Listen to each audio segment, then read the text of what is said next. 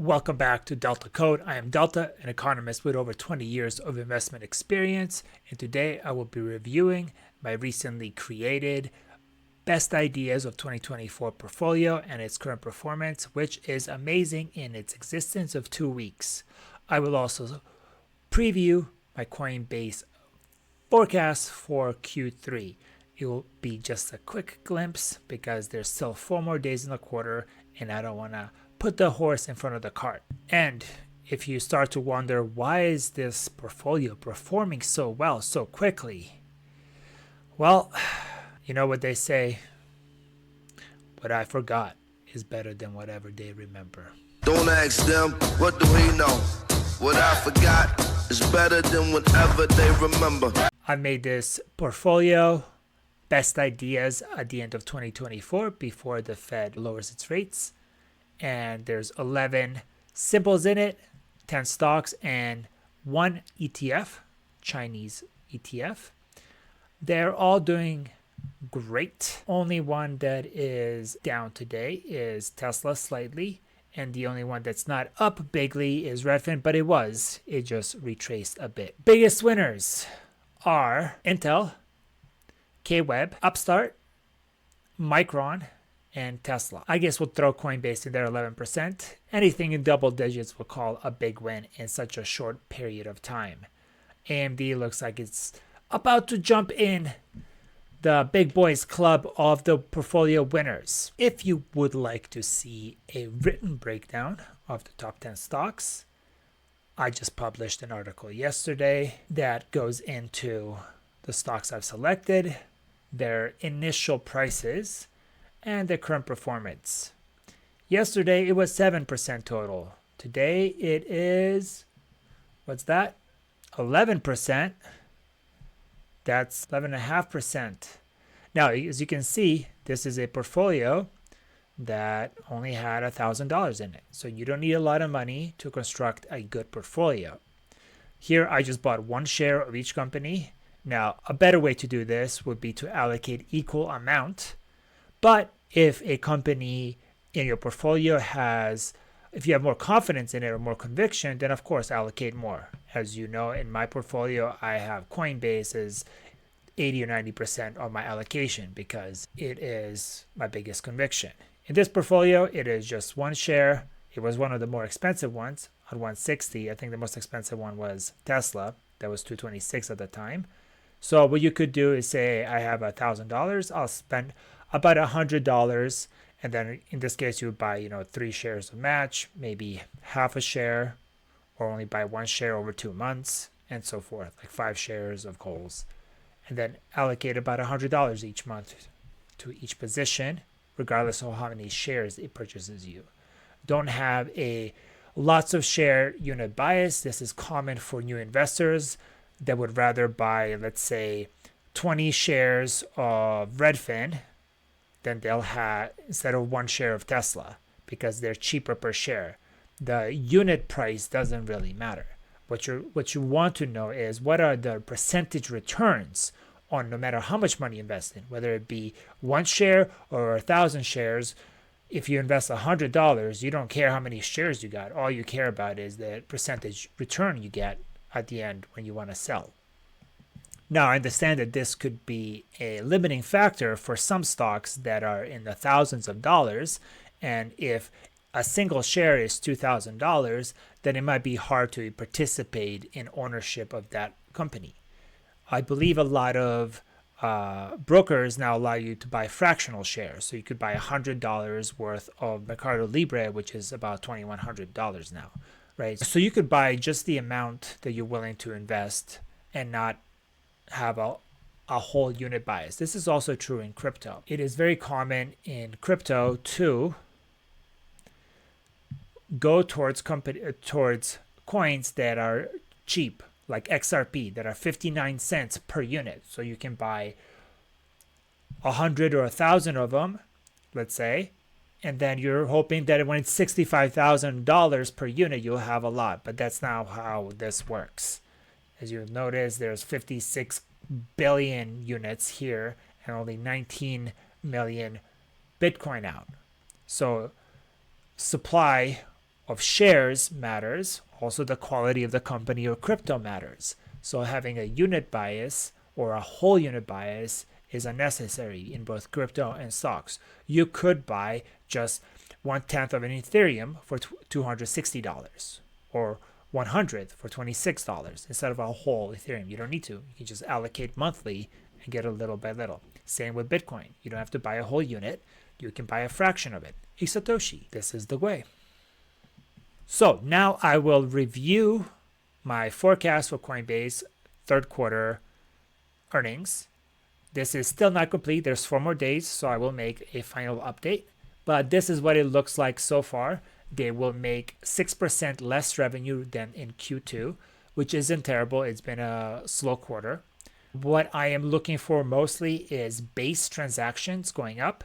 This is the fastest growing L2 on Ethereum. Blockchain rewards and stablecoins. This is also a interesting thing that I will focus on once I finish my write-up and make a video. But for now, what you can expect is about $1.3.5 billion of revenue to about 4.5 in case something drastic happens in the next few days if they make more money. They did sign up new clients. They are now supporting the Ethereum ETF that all that money will permeate through the revenue. So what I'm looking for is if they can eke out a positive net income for this quarter. Because if they do, that will mean that's the 4th quarter of positive net income. And if a company is profitable 4 quarters in a row, it is then eligible to be included in the indices, like the NASDAQ or the S&P 500. Crypto does not have any representation in these indices.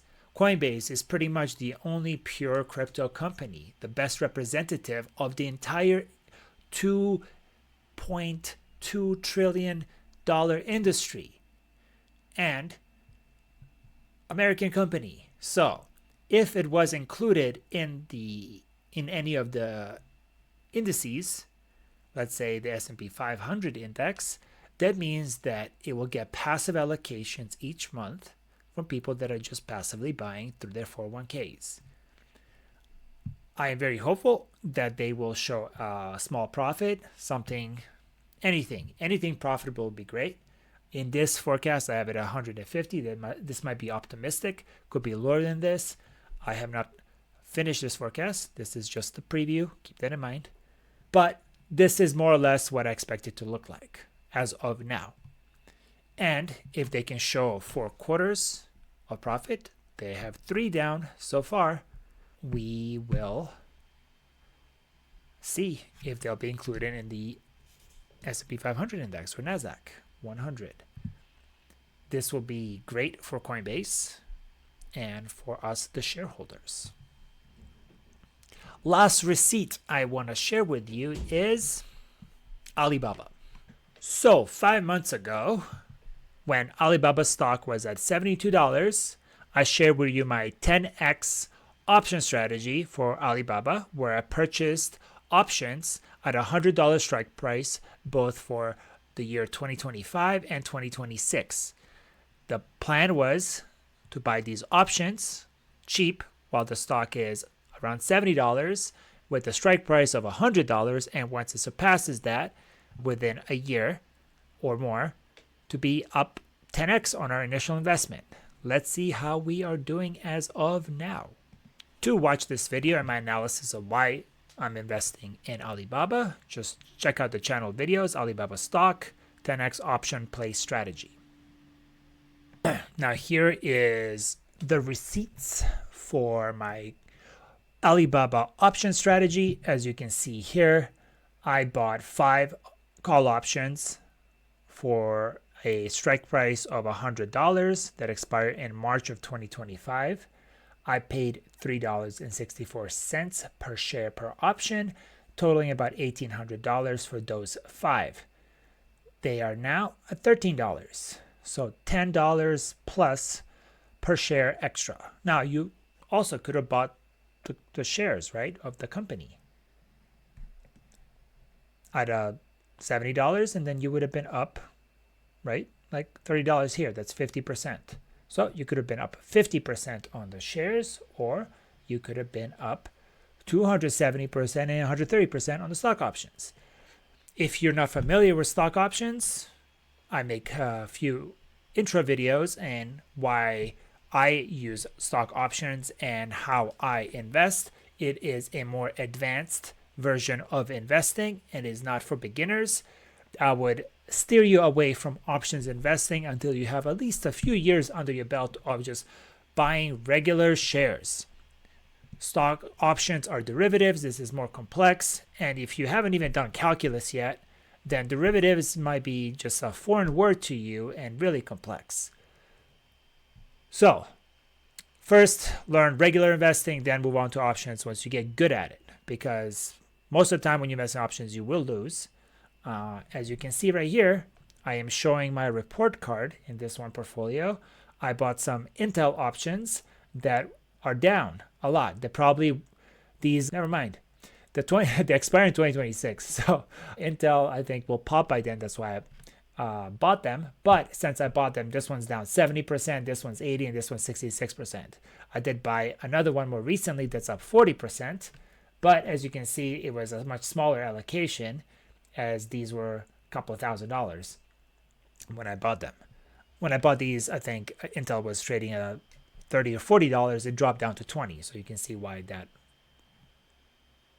option lost so much value. This one I bought when the price was under 20, so you can see why it gained value.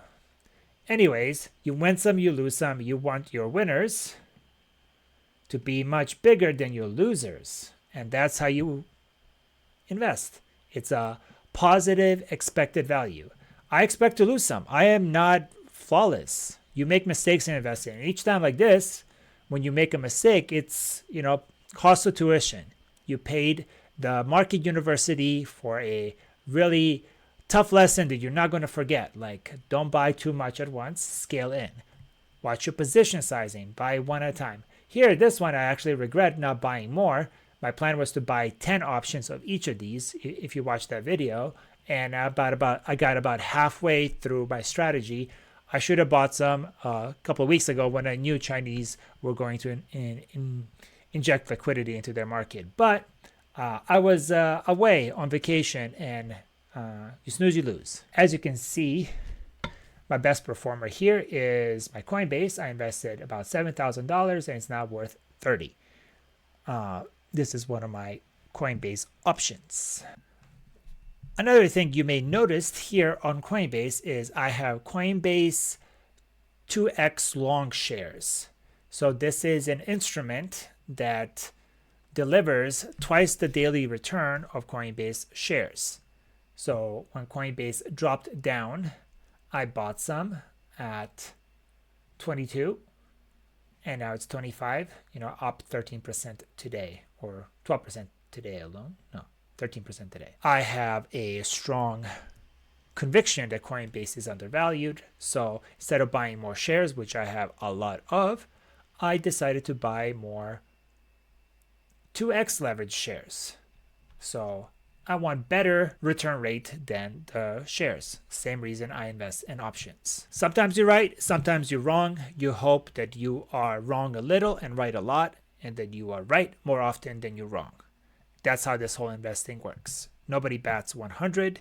You just hope that you have a few strikeouts, and when you hit home runs, they more than make up for the ones that fail. All right, so that was the recap of our most recent portfolio, up almost 12% in 2 weeks, which is phenomenal. Some might call perfect. No. Some might call miraculous, but don't take your eye off the ball. A black swan is always around the corner. So watch your portfolio sizing when you're entering a position. Don't go ape shit on any one stock or crypto unless you have a lot of conviction, which you build over time and with understanding. You saw the Coinbase forecast. That is just a preview. I will have a full write-up and a video shortly for everyone within the next 5 days once the quarter is complete and I can synthesize all the data into a cohesive bullish thesis. We are perma-bulls of Coinbase because it is an amazing company. It is the leader of its industry and possibly will be included in one of the indexes. Indices? I don't know. You tell me, is it indexes or indices? Indicate below. I would also love to hear from you. What are your top convictions in stocks or crypto? Comment down below. I would love to learn about new companies that are not on my radar. Thank you for tuning in. I am Delta, economist with over 20 years of experience, helping you become financially independent like I have. I hope you are enjoying your investment journey. And as always, may the force of compound interest be with you.